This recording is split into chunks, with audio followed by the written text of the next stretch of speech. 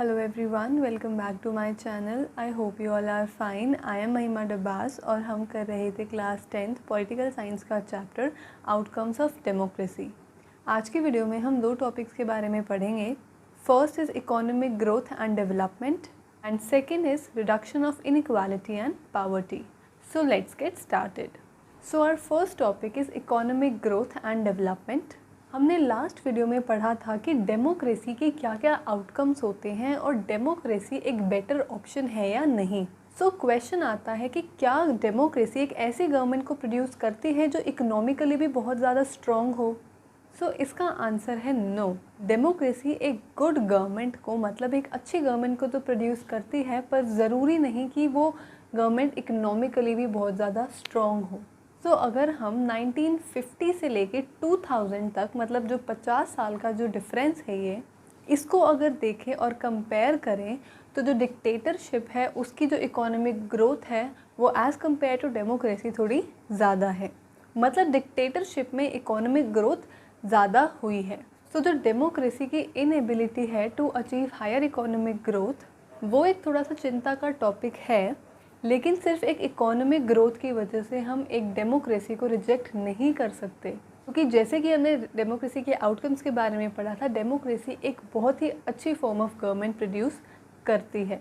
हम सिर्फ एक इकोनॉमिक रीजंस के ऊपर हम डेमोक्रेसी को रिजेक्ट नहीं कर सकते, क्योंकि इकोनॉमी के लिए और भी बहुत सारे फैक्टर्स रिस्पॉन्सिबल होते हैं, like population size, global situation, cooperation from other countries, economic priorities adopted by the country, etc. लेकिन अगर हम कंपेयर करें लेस डेवलप्ड कंट्रीज़ में, जो डिफरेंस है between dictatorship and democracy, economic growth का जो डिफरेंस है, अगर वो हम देखें तो वो नेग्लिजिबल ही रहा है। मतलब ना के बराबर ही कोई डिफरेंस दोनों में देखा गया है। मतलब लेस डेवलप्ड कंट्रीज़ में जो डेमोक्रेसीज़ भी हैं वो भी अच्छी खासी इकोनॉमिक ग्रोथ लेके आती हैं। ओवरऑल हम ये कह सकते हैं कि जो डेमोक्रेसी है वो इकोनॉमिक ग्रोथ की गारंटी हमें नहीं देती, लेकिन हम डेमोक्रेसी से ये एक्सपेक्ट कर सकते हैं कि डिक्टेटरशिप के साथ साथ डेमोक्रेसी भी इकोनॉमिकली ग्रो कर सकती है। और अगर जब हमें इतना छोटा सा डिफरेंस मिलता है बिटवीन डेमोक्रेसी और डिक्टेटरशिप, मतलब बहुत सारी कंट्रीज़ में हम जब कंपेयर करते हैं दोनों को, तो ना के बराबर ही कुछ डिफरेंस आता है, इकोनॉमिक ग्रोथ में ज़्यादा डिफरेंस नहीं होता। तो इस सिचुएशन में हमें हमेशा डेमोक्रेसी को ही प्रेफर करना चाहिए, क्योंकि इकोनॉमी के अलावा भी डेमोक्रेसी के बहुत सारे पॉजिटिव आउटकम्स हैं जो कि कंट्री को गवर्न करने में बहुत हेल्प करते हैं। Now our last topic of this video is reduction of inequality and poverty.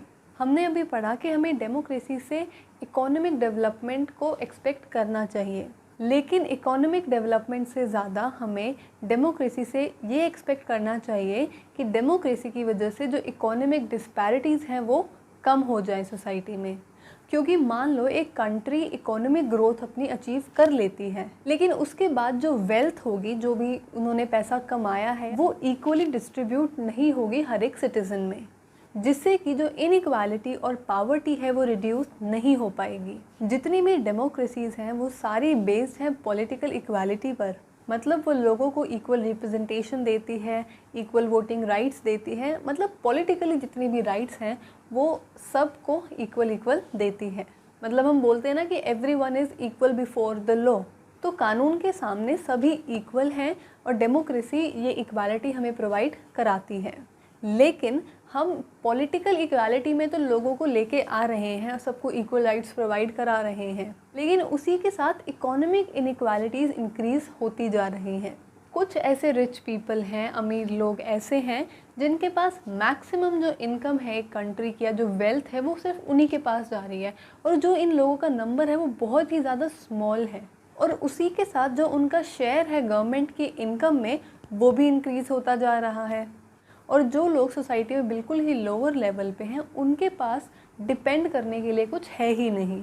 उन लोगों की जो इनकम्स है वो डिक्लाइन हो रही है, कम हो रही है, और कई बार तो ऐसी सिचुएशन आती है जो उनकी बेसिक नीड्स है वो भी अपनी पूरी नहीं कर पाते, जैसे कि फूड हो गया, हाउसिंग, क्लोथिंग एट्सेट्रा। तो एक्चुअल लाइफ में इकोनॉमिक डिस्पैरिटीज़ को और इकोनॉमिक इनइक्वालिटीज़ को रिड्यूस करने में डेमोक्रेसी सक्सेसफुल नहीं रही। आप लोगों ने क्लास 9th में भी पावर्टी के बारे में पढ़ा होगा। और हमारी कंट्री में पुअर लोगों का जो रेशियो है वो बहुत ज़्यादा है और यही गरीब लोग वोटर्स भी हैं। तो कोई भी पार्टी ये नहीं चाहेगी कि वो इनके वोट्स को खो दे। तो पार्टीज़ क्या करती है, पावर्टी का मुद्दा ही नहीं उठाती इलेक्शंस में, जो कि एक डेमोक्रेसी में हर एक पार्टी को करना चाहिए। बिकॉज़ हमारी कंट्री में बहुत ही बड़े लेवल पे पावर्टी है और उसको रिड्यूस करना बहुत ही ज़्यादा ज़रूरी है। उसी से इकोनॉमिक इनइक्वालिटीज़ कम हो सकती हैं हमारी कंट्री में। और सिर्फ इंडिया में ही नहीं, बहुत सारी ऐसी कंट्रीज़ और भी हैं जहाँ पे पावर्टी एक बहुत ही बड़े लेवल पे देखी जाती है। फॉर एग्ज़ाम्पल बांग्लादेश की कम से कम आधी पॉपुलेशन तो पावर्टी में ही रह रही है। और जो ये गरीब देशों के जो लोग हैं, ये जो रिच कंट्रीज़ हैं, उन्हीं पर अब डिपेंडेंट हो चुकी हैं अपनी बेसिक नेसेसिटीज़ के लिए, जैसे कि फूड।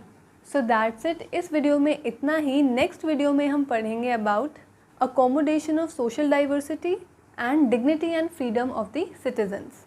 सो अगर आपको मेरी वीडियो अच्छी लगी, so you know the drill, like share and subscribe. Thank you and stay safe.